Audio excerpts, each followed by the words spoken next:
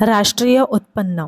राष्ट्रीय उत्पन्न म्हणजे एखाद्या देशातील सर्व उत्पादन घटकांनी एका वर्षात निर्माण केलेल्या अंतिम वस्तू व सेवांची बाजार मूल्यातील एकूण किंमत होय.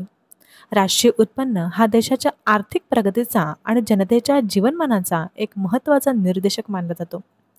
एखाद्या राष्ट्राने एका विशिष्ट कालखंडात निर्माण केलेल्या सर्व प्रकारच्या वस्तू आणि सेवांचे मूल्य जमा करून राष्ट्रीय उत्पन्नाची गणना केली जाते.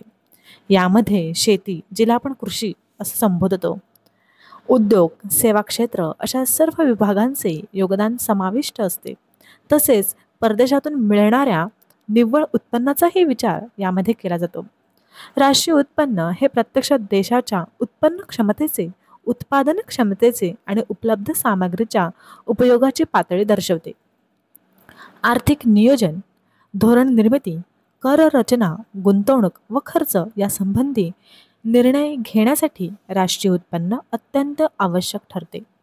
एखाद्या देशाचे राष्ट्रीय उत्पन्न सतत वाढत असेल तर त्या देशाची अर्थव्यवस्था प्रगत होत असल्याचे सूचित होते. उलट घट होत असल्यास मंदी किंवा आर्थिक अस्थिर्य दर्शवते. म्हणूनच राष्ट्रीय उत्पन्न ही संकल्पना प्रत्येक अर्थतज्ञ, धोरणकर्ते आणि संशोधकांसाठी अत्यंत महत्त्वाची मानली जाते.